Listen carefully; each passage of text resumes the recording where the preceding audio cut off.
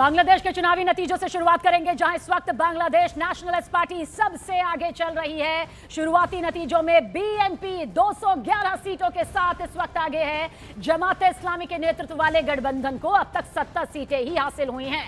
वहीं अन्य के खाते में सिर्फ 18 सीटें आई, यानी कि साफ है बांग्लादेश में इस बार बीएनपी अध्यक्ष तारिक रहमान का प्रधानमंत्री बनना लगभग तय माना जा रहा है। बांग्लादेश में नई सरकार के गठन के लिए देखिए ये चुनाव बेहद खास रहा, क्योंकि अगस्त 2024 में आवामी लीग सरकार के पतन के बाद अंतरिम प्रशासन ने सत्ता संभाली थी और अब ऐसे में बीएनपी बहुमत के साथ, बढ़त के साथ यहां पर अपनी पैठ बना चुकी है। यानी कि बांग्लादेश की जनता ने यह तय कर लिया कि अब बदलाव यहां पर होगा और यही बदलाव सीटों के जरिए सामने आ रहा है। और ढाका से हमारी वरिष्ठ सहयोगी पल्लवी घोष इस वक्त हमारे साथ मौजूद हैं। पल्लवी, आप लगातार बांग्लादेश की इस सियासी तस्वीर पर नजर बनाई हुई हैं। इस जीत को आखिर किस किस मायने से मौजूदा दौर में देखना होगा? बहुत ही अहम जीत है और मैं कहूँगी कि भारत के लिए भी एक राहत की सांस इसलिए है क्योंकि भारत के लिए शायद जमात के साथ संबंध रखना उतना आसान नहीं होता। बीएनपी को एक मॉडरेट पॉलिटिकल पार्टी की तरह देखा जाता है और आपने देखा होगा सबसे पहले अगर कोई कद्दावर नेता ने बधाई दी तारिक रहमान को, वो प्रधानमंत्री नरेंद्र मोदी थे। और अगर उनके आप बयान को ठीक से पढ़े, उन्होंने बांग्ला में भी लिख के भेजा है और यहाँ जितने भी बीएनपी के व्हाट्सएप ग्रुप है और जहां मैं खड़ी हूं बीएनपी के कार्यालय में, वहां पे भी इस बात की चर्चा है कि प्रधानमंत्री ने बांग्ला में लिख के बधाई दी है। ये एक बहुत क्लियर कट संदेश भारत की तरफ से जा रहा है कि हम बीएनपी के साथ काम करके बांग्लादेश के साथ संबंध सुधारना चाहते हैं। अभी आंकड़े आना पूरी तरह से औपचारिक रूप से बाकी है। निर्वाचन सदन अब प्रेस कॉन्फ्रेंस कर रही है, लेकिन जो माना जा रहा है कि बीएनपी की जीत के पीछे दो सबसे बड़े फैक्टर्स हैं। एक तो बहुत तर्ज पे महिलाओं का वोट देना, बेगम खालिदा जिया के जो याद में महिलाओं का जो समर्थन है उसका फ़ायदा बीएनपी को पहुंचा है। और दूसरी बात, जो छात्र वोटर्स हैं, जो फर्स्ट टाइम वोटर्स हैं, उनमें काफ़ी हद तक बंटवारा हुआ है। जमात ने एक गठबंधन किया था नेशनलिस्ट सिटीजन पार्टी के साथ और एनसीपी, जिसको यहाँ कहा जाता है स्टूडेंट अपराइजिंग का एक पार्टी है, उनको उतने सीट्स नहीं मिले, उनको सिर्फ 6 सीट्स मिले हैं। लेकिन उसका फ़ायदा या छात्रों का समर्थन का फ़ायदा जमात को नहीं मिलकर बीएनपी को मिला है और ये ही बहुत एक अहम बात है। इसलिए आगे की चुनौती तारिक अनवर के पास बहुत सारे हैं। चाइना या चीन भी चाहेगी, पाकिस्तान भी चाहेगी कि अच्छे संबंध हो, लेकिन भारत के साथ अच्छे संबंध रखना तारिक अनवर के लिए ज़्यादा प्रायोरिटी है। दूसरी बात यह है पॉलिटिकल स्टेबिलिटी, क्योंकि जमात को साथ लेकर काम करना। और तीसरी बात है कि आर्थिक विकास, जिसकी खास ज़रूरत है यहाँ पे, आर्थिक विकास, नौकरियों की ज़रूरत है, वो सबसे बड़ी चुनौती तारिक अनवर के लिए रहेगी। पल्लवी, लेकिन वो 3 बड़ी चुनौतियां, 3 बड़े बदलाव आप कौन से देखती हैं? आपने वहां पर अल्पसंख्यक हिंदुओं पर हो रहे अत्याचार पर स्पेशल रिपोर्ट्स भेजी, उन पीड़ित परिवारों से बातचीत की, वहां के सियासत को बहुत करीब से वहां से देखा है। इस वक्त भी आप ढाका में ही मौजूद है। 3 बड़े बदलाव, 3 बड़ी चुनौतियां आपको अब तारिक के लिए क्या नजर आ रही हैं? देखिए, हिंदुओं का जो पॉपुलेशन बांग्लादेश में है वो करीब 8 से 9% का है। अगर हम पूरे अल्पसंख्यक का देखें, जिसमें क्रिश्चियन भी शामिल हैं, वो आंकड़ा कम से कम 10 से 11% का चला जाता है। शेख हसीना के टाइम में ये माना जाता था कि हिंदूज और मुसलमान के बीच में ऐसा कोई मतभेद नहीं था। यूनुस एडमिनिस्ट्रेशन की एक कमज़ोरी मानी जाती है कि जब जब ये अटैक्स होते थे हिंदुओं पे, चाहे वो दीपू चंद्र दास हो या खोकन दास हो, यूनुस एडमिनिस्ट्रेशन कुछ भी नहीं कर पाई। लेकिन क्योंकि चुनाव चल रहे थे, डैमेज कंट्रोल के तर्ज पर दीपू चंद्र दास की बीवी को एक मकान दे दिया गया। तो ये सबसे बड़ी प्रॉब्लम मेरे नज़र में तारिक अनवर के लिए है। हालांकि बीएनपी ने भी और कुछ हद तक जमात ने भी बार बार ये बात कही कि हम हिंदू मेजॉरिटी माइनॉरिटी की राजनीति में विश्वास नहीं करते। हिंदू जो वोटर्स हैं काफ़ी नंबर पे बाहर आके वोट दिए हैं, वो भी राहत की सांस लेंगे कि बीएनपी की जीत हुई है यहाँ पे। इसलिए तारिक अनवर कैसे उनको इन्वॉल्व करते हैं, हैं, क्या उनको सरकार में भी शामिल करेंगे, क्या ऐसे कोई हिंदू उम्मीदवार है जो जीते हैं, क्या कोई बोर्ड में उनको शामिल किया जाएगा, एक चुनौती उनके लिए ये है। दूसरी बात ये कि अगर हिंदुओं के साथ संबंध अच्छा होता है, वो आश्वासित महसूस करते हैं, तो भारत के साथ एक संबंध सुधरने की भी एक बात चल सकती है। तो मेरे ख्याल में सबसे ज़्यादा चुनौती उनके लिए एक ये है कि जो भी अल्पसंख्यक है उनको साथ लेके चलना, आर्थिक विकास करना और पॉलिटिकल स्टेबिलिटी लाना। बहुत बहुत शुक्रिया हमारी सहयोगी पल्लवी, पूरी जानकारी यहाँ पर देती हुई कि आखिर क्या मायने यहाँ पर इन नतीजों के नजर आ रहे हैं। देखिए, वहीं बांग्लादेश में बड़ी जीत की तरफ बढ़ रही बीएनपी के अध्यक्ष तारिक रहमान ने समर्थकों से एक अपील की है कि जश्न की जगह दुआ करें और संयम यहाँ पर बनाए रखें। आपके हक के साथ हम लड़े और आगे बढ़ रहे हैं। बांग्लादेश में बीएनपी देखिए बड़ी जीत की तरफ बढ़ रही है। बीएनपी अध्यक्ष तारिक रहमान जानते हैं कि अब मौजूदा वक्त में बांग्लादेश की जनता ने अपना यह फैसला सुना दिया है, इसलिए संयम बरतने की अपील यहां पर अपने कार्यकर्ताओं से, अपने समर्थकों से की गई है उनके जरिए।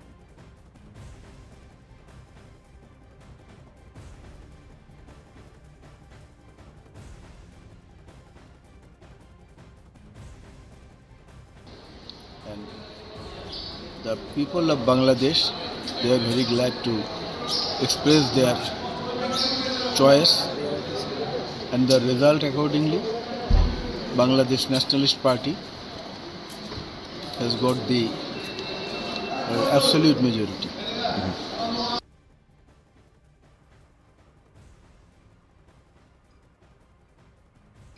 और वहीं बीएनपी को बड़ी जीत पर प्रधानमंत्री नरेंद्र मोदी ने तारिक रहमान को बधाई देते हुए सोशल मीडिया पर पोस्ट करते हुए लिखा, बांग्लादेश के संसदीय चुनावों में बीएनपी को निर्णायक जीत दिलाने पर मैं तारिक रहमान को हार्दिक बधाई देता हूं। ये जीत बांग्लादेश की जनता के आपके नेतृत्व पर विश्वास को दर्शाती है। भारत लोकतांत्रिक, प्रगतिशील और समावेशी बांग्लादेश के प्रति हमेशा प्रतिबद्ध रहेगा। मैं आपके साथ मिलकर हमारे बहुआयामी संबंधों को मजबूत करने और हमारे साझा विकास लक्ष्य को आगे बढ़ाने के लिए तत्पर हूं।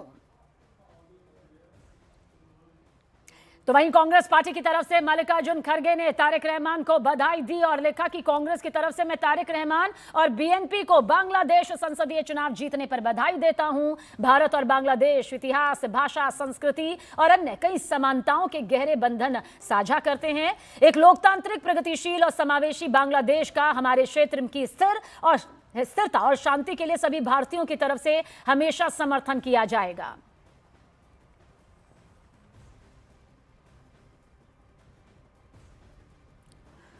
तो बांग्लादेश में बीएनपी की जीत पर कांग्रेस ने बधाई दी और भारत सरकार से रिश्ते बेहतर करने की अपील भी की गई है। जो बांग्लादेश से संबंध हमारा खराब हुआ, सत्यानाश जो संबंध हमारा हुआ है पड़ोसी देश, इसके लिए भारत सरकार जिम्मेदार है। और तो वहाँ पर भी स्टेबलाइजेशन आ रहा है, वहाँ पर स्टेबिलिटी आ रही है। वो बांग्लादेश में भी वो लोग डेमोक्रेटिक रास्ते पर जा रहे हैं, ये अच्छी बात है।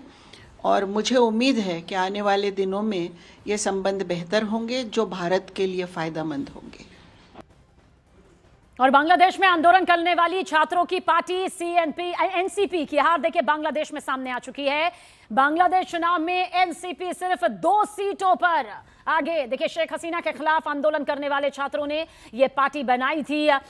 एनसीपी ने जमात के साथ गठबंधन किया था और अपने उम्मीदवारों को चुनावी मैदान में उतारा था, लेकिन जो सोच यहां पर जीत के सामने आई थी, जो दावे यहां पर सामने आए थे, वो दरअसल बहुत पीछे छूट गए और हार पूरी तरह से हाथ यहां पर आई है। बीएनपी सबसे बड़ी पार्टी बनकर उभरी है।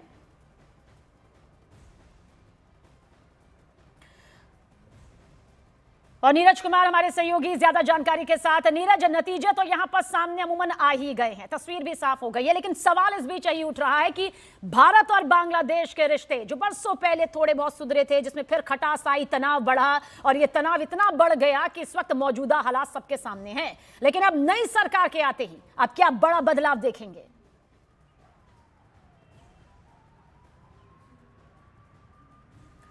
हमारे सहयोगी नीरज कुमार से हम दोबारा संपर्क करेंगे। दरअसल देखिए, बांग्लादेश में तारिक रहमान की अब जो मौजूदगी यहां पर सालों बाद आई, उसने आंकड़ों के जरिए नतीजों को अब सामने रख दिया है। बीएनपी सबसे बड़ी पार्टी बनकर उभरी है, जो सीधा संकेत इस बात का है कि बांग्लादेश की जनता ने बड़ा बदलाव यहां पर किया है और जो सूखा चल रहा था उसे पूरा करते हुए एक बार फिर से सत्ता की बागडोर तारिक रहमान के हाथों में आती हुई नजर आती है। हालांकि जब आधिकारिक ऐलान होगा वो तस्वीर भी नजर आ जाएगी, लेकिन अभी फिलहाल सियासी आंकड़े यही बता रहे हैं कि बीएनपी सबसे बड़ी पार्टी बनकर उभर चुकी है। जमात को बड़ा धक्का यहां पर लगा है, एनसीपी को सबसे बड़ा धक्का यहां पर लगा है। लेकिन इतना तय है कि अब आगे क्या, भारत और बांग्लादेश के जो रिश्ते यहां पर सुधरे थे, जो फिर तनाव के दौर से गुजर रहे हैं, क्या दोबारा से उनमें वो नरमी दिखाई देगी, क्या वो मजबूती दिखाई देगी, जिसकी उम्मीद यहां पर राजनीतिक विश्लेषक अभी इस वक्त अपने कयासों के जरिए लगा रहे हैं। हमारे सहयोगी नीरज ज्यादा जानकारी के साथ। नीरज, भारत बांग्लादेश के नतीजों का क्या भविष्य पर असर देखते हैं आप?